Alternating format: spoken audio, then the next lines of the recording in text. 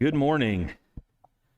You can go ahead and mark it. It's about 11 months from today is the next time you will hear anybody talk about Greg preaching in shorts.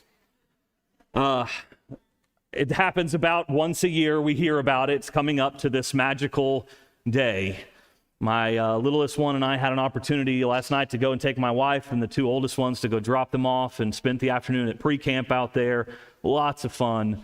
It really is a wonderful time. If you didn't get a chance to go to camp this year, my hope is you'll go next year. It really is a magical place for the kids to be able to go and to learn.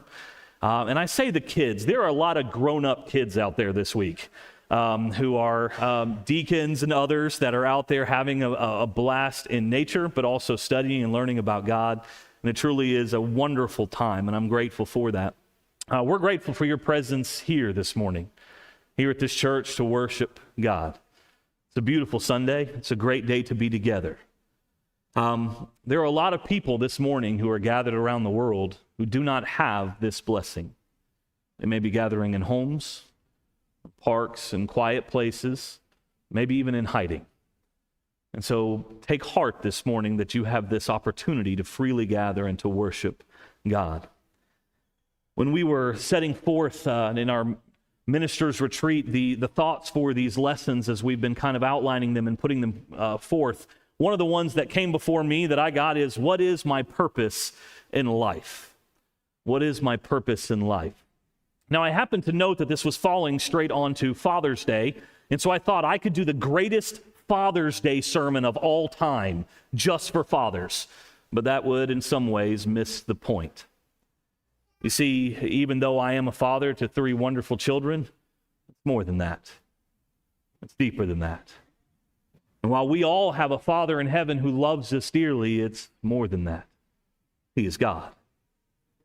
And so I wanted to take a look at this question, and it's something that I deal with a lot when it comes to students as working on campus and the rest. We deal with these questions in different ways.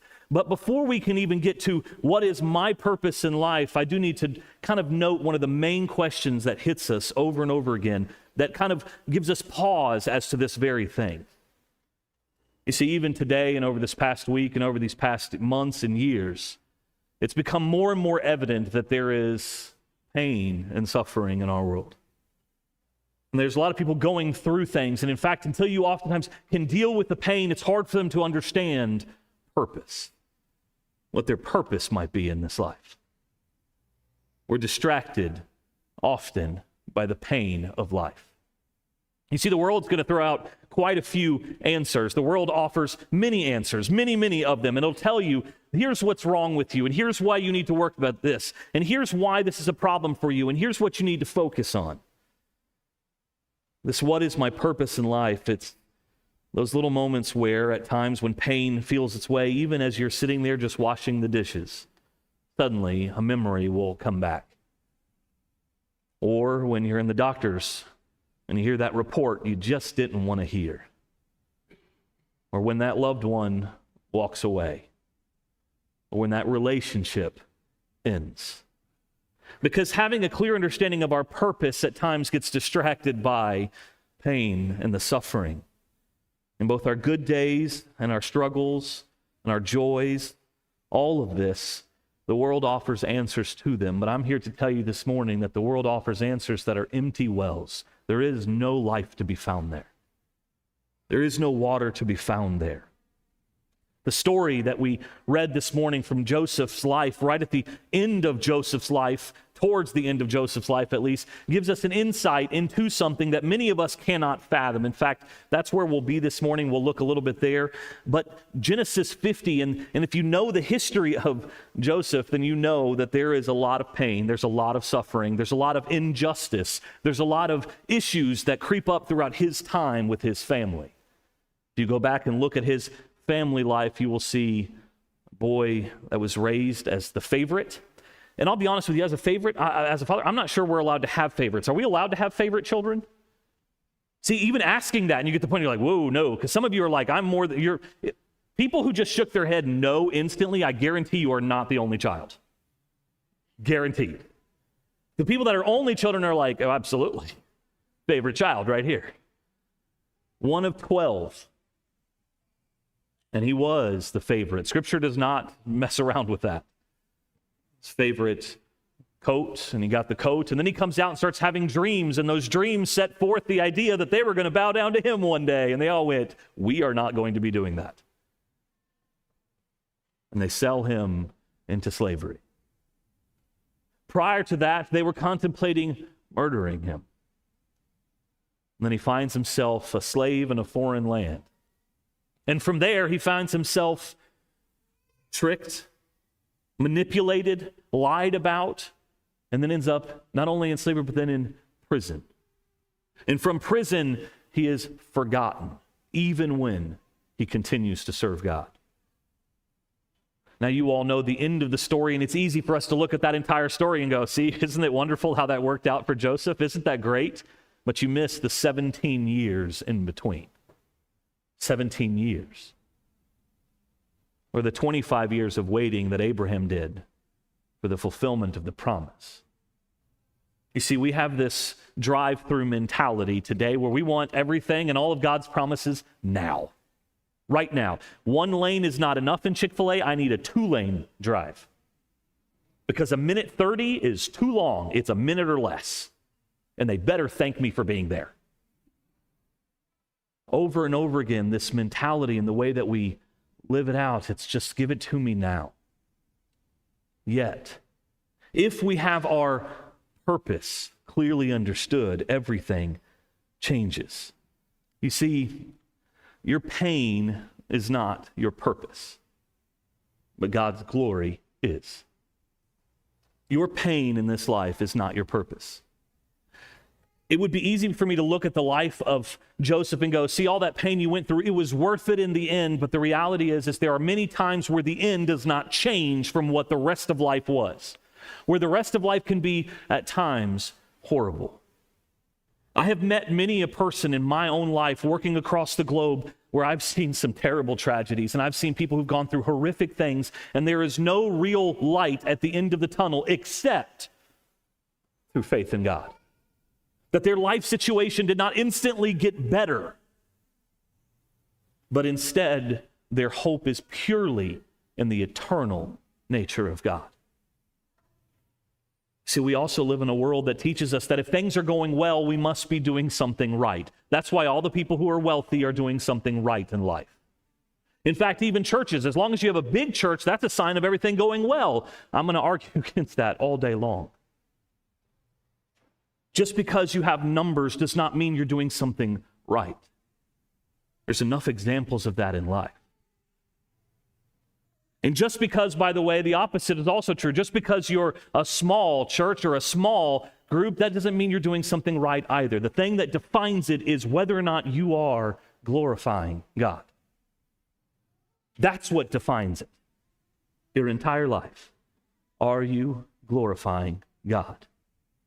There's 3 things that we want to look at today. The first one is the wounds of human evil. The second is the wonder of God's sovereignty. And the third is the call to glorify God. So let's look at this together. The wounds of human evil. So picture this scene. Joseph's brothers stand trembling, their hearts pounding like drums in the silence of what they were dealing with. Their father, Jacob, is now dead, and the shadow of their past looms very large in front of them. They're terrified that Joseph, now the ruler, the second in command of all of Egypt, with the power of life and death in his hands, will finally unleash the justice they deserve. Why? Because of the evil that they had done. Joseph was the favored son, clothed in a coat of many colors, his dreams shimmering with promise of the future. But his brothers' hearts were tangled with jealousy. We deal with this a lot. In fact, as we've been going through a class with the college students, one of the things that keeps coming up as Paul's journeys going in the letter of Thessalonians, when he gets to Thessaloniki, we get this concept over and over again, and they were jealous. Over and over again as Paul travels, you find that in the scriptures, and they were jealous of them. And jealousy crept in, turning the poison into rage. And then one day, far from home, they seized him, they threw him a pit, its walls cold and unyielding, his cries swallowed by the earth.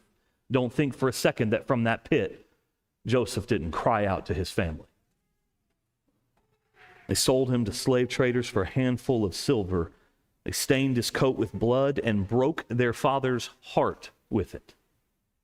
Broke his heart with it. It would seem Jacob was not the same. You see, sin doesn't just wound, it shatters.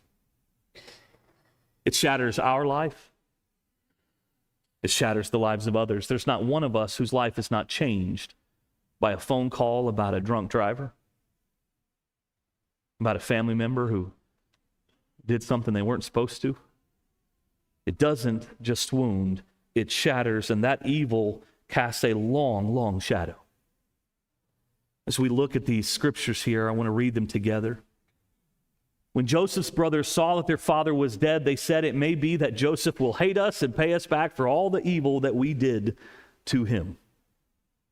So they sent a message to Joseph saying, "Your father gave this command before he died." Notice their instinct is to do what? To lie. To lie.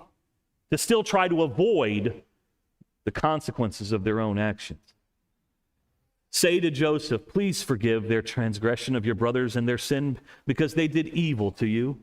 And now, please forgive the transgression of the servants of the God of your father." Joseph wept when they spoke to him. His brothers also came and fell down before him and said, "Behold, we are your servants." But Joseph said to them, "Do not fear, for am I in the place of God?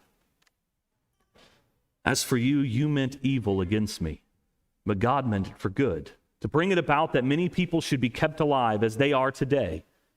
So do not fear. I will provide for you and your little ones." Thus he comforted them and spoke kindly to them. It's one of those amazing things when you stop for a second and see they come before him, they lie to him. Joseph hears this, and his first response is to weep. Now, this isn't the first time he's wept in front of his brothers. In fact, he has dealt with his rage and his anger previously when it came to his brothers. When they first showed up, his anger burned. But then when he found out his father was still alive, his life changed. You see, evil is the thief that steals and leaves pain in its place. His life, in essence, had been stolen from him. Sold into slavery, taken into a place he did not want to be. Then he was lied about, maligned, and then left forgotten by all except God. And when evil is that thief that steals and leaves pain in its place, it changes everything for you and I. And let's not miss the deeper truth of this all. The brothers' sin wasn't just against Joseph. It was against God, most of all. As David prayed in Psalm 51:4, "Against you, you alone have I sinned." Their jealousy, their violence, their lies, they were a rebellion against the God who knit them together in their mother's womb.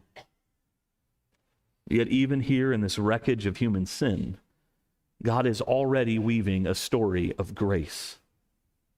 You see, God's wounds, the wounds of evil are deep, but God's purposes are deeper than those. Now, I've been in moments in my own life where it's hard in the pain, in those moments, to actually stop and think that God can turn and use any of that for good. There are a lot of moments where I don't understand how God could possibly use a situation like what I was going through or what others were going through. I've been to too many funerals of small children.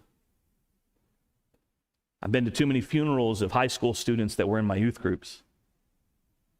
One is too many.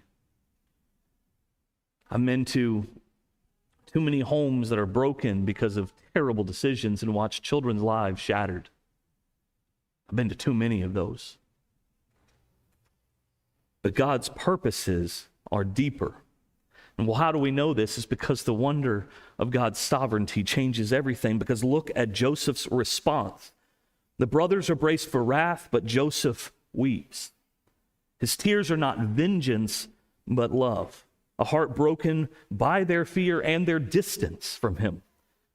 Then he speaks words that pierce the darkness. "Do not fear, for am I in the place of God?" Do you know what type of heart it takes to say that, knowing the history of what he's gone through?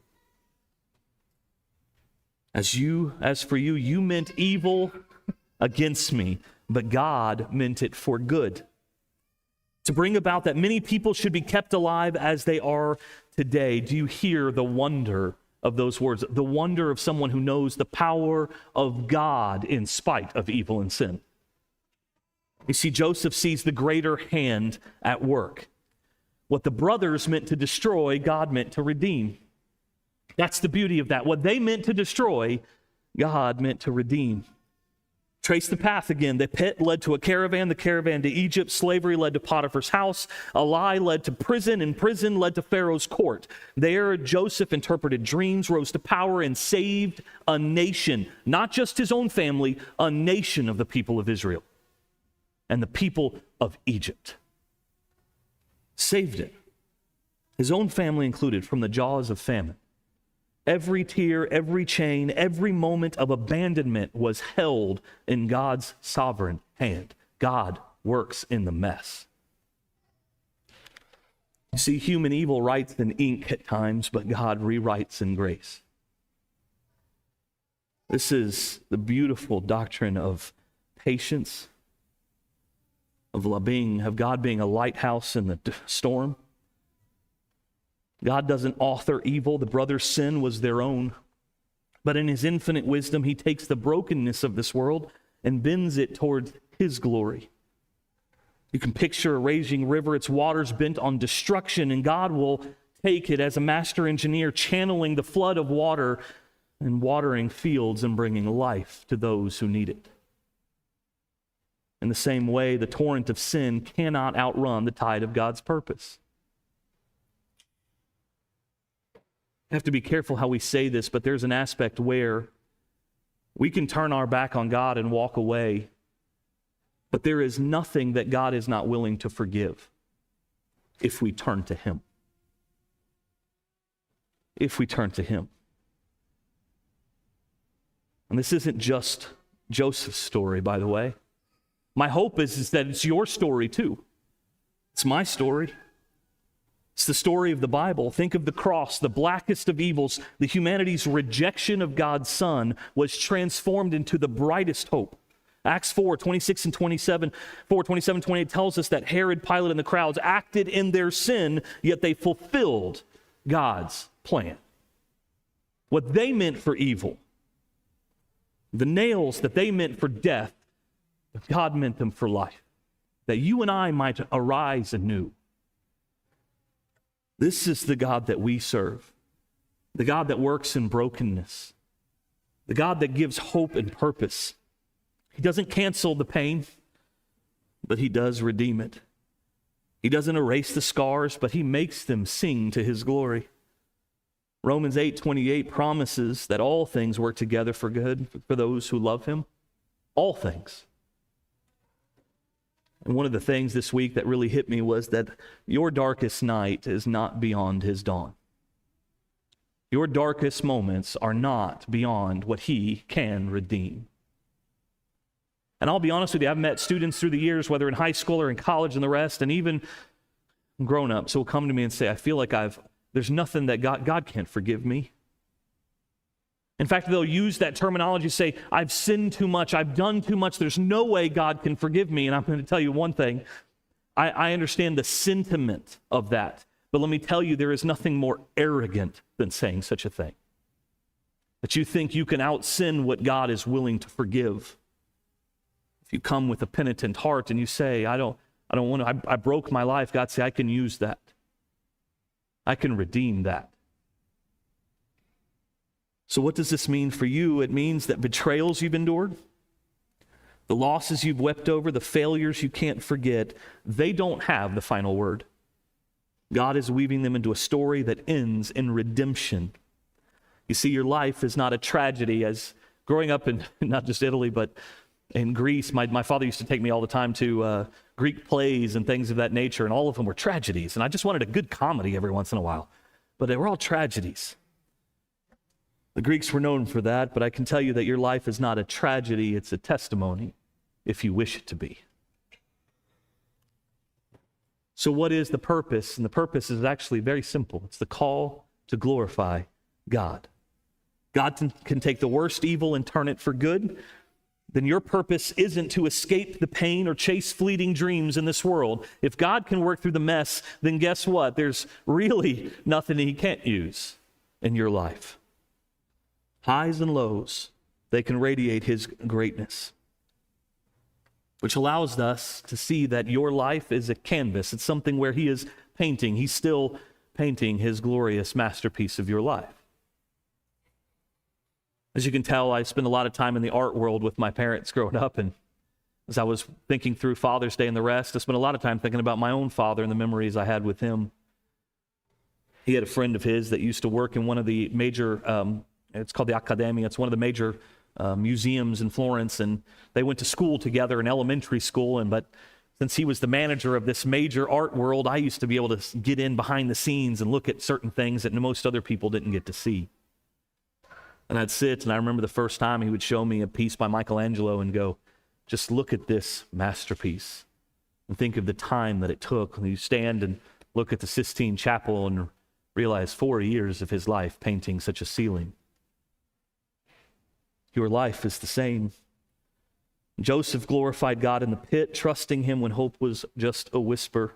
He glorified God in the prison, serving faithfully though forgotten. He glorified God in the palace, forgiving his brothers and saving lives. Every step of his journey was a brushstroke in God's design, his grand masterpiece. So real quick, let's get practical. What does this look like in a practical aspect? First of all, glorifying God by trusting in his sovereignty. So what does this look like? When life feels like a pit, when the diagnosis shatters your plans, when the job slips away, when the one you love walks out, trust that God is still writing, that he is still working in your life. Trust that he is sovereign in all things. Proverbs 3:5-6 says, trust in the Lord with all your heart and do not lean on your own understanding. In all your ways, acknowledge him. Trust doesn't mean you won't grieve. Joseph wept. But it means you carry your grief to the one who holds all things. You see, faith is not the absence of tears. It's the courage to trust through them. And we've all been there before. Secondly, glorify God by forgiving others. Joseph could have nursed bitterness, but he instead chose forgiveness and grace. Ephesians 4:32 calls us to forgive as Christ forgave us. Is there anyone today that you need to release? A friend who betrayed you? A family member who wounded you? You see, forgiveness isn't excusing evil, it's handing the debt to God and walking free of it. It's not excusing evil, it's not excusing the brokenness that has happened because of the things of others, but it's walking away from the debt of it. It's walking away from the crushing burden when it holds on to you. Because forgiveness turns your wounds into worship to God. When you learn to forgive as Christ forgave you, it means you let go. And when you let go, you're able to love, not just feel. Third, glorifying God by glorifying God by serving others. Joseph used his power to save and not to curse. Whatever you have, your times, your gifts, your resources, use it to bless. Galatians 6:10 urges this, to do good to all. To all. Your kindness to a stranger, your patience with a child, your faithfulness in the small things, it all echoes God's glory. You see, every act of love is a light in the darkness. And I don't know if you noticed, but we live in a fairly dark world these days. Maybe, just maybe, it needs a little bit more of your kindness, the kindness of others. But let's be real, this is really hard. Trusting God in the pit takes courage. Forgiving the unforgivable takes grace. Serving when you're spent takes sacrifice. Joseph's tears shows us that glorifying God isn't a path of ease. It hurts at times, but you do it all the same. You see, your purpose is not to hide the cracks, but to let his light make them radiant. Not to hide the fact that you're broken and that things have gone wrong in life and that you're hurt and in pain at times, but it is to see beyond them, to let God use them beyond. Your story and your struggles are not the end. They are the stage for God's glory and how he's going to utilize them. Look at the cross. The cross that we will celebrate the resurrection here in a little while about, where the darkest evil became the greatest good. The world meant death, but God meant salvation. If God can turn a cross into redemption, he can turn your pain into praise, your life into a hymn of his grace. But here's the question. Is your life actually his? Have you surrendered to him in this life? Jesus said in Luke 9:23, if anyone would come after me, let him deny himself and take up his cross daily and follow me.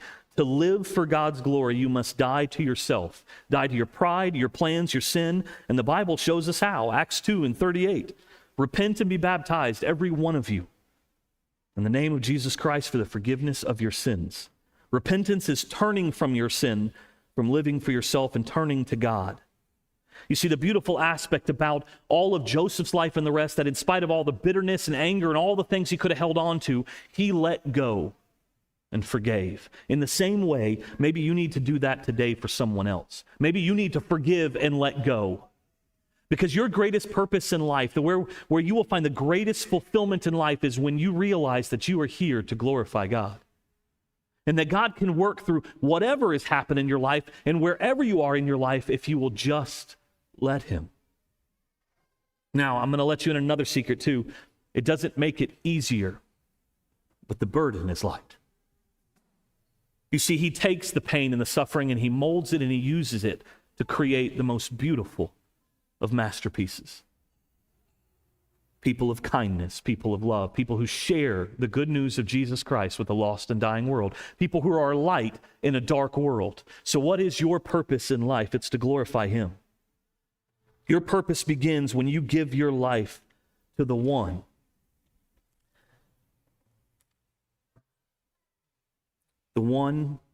who gave his life for you. That's where your purpose begins. When you realize that he gave his life of his one and only Son, that you might walk in newness of life. When you realize that, there is nothing more beautiful than spending a life glorifying him. So what is my purpose in life? It's to glorify God. That's what it is. Now, that may sound a simple answer to a complex question, but I can tell you this. It starts with letting go, with giving up your pride and all the things that are binding you to this life right now. Letting them go, forgiving. But if you have not become a Christian, you have to die to yourself. You have to let him raise you up, a new creation, and we offer you that opportunity this morning. Now, you may be going through some pain and suffering. You may need the prayers of this church. One of the most beautiful things about a community of faith is that we have ministers and elders and members here who love you. And they've been through things, and they know what you might be going through, and they're here to encourage you and help you along the way. So if you have that need, we're here right now in this moment. You don't have to pretend anymore. You can let down your guard and actually say, I need help. And in that, God is glorified because you have changed now your pain to his glory, that he might be glorified in all things. If you haven't died to yourselves in the waters of baptism, today's the day. We're not promised another. If you have a need, will you come as together we stand and as we sing?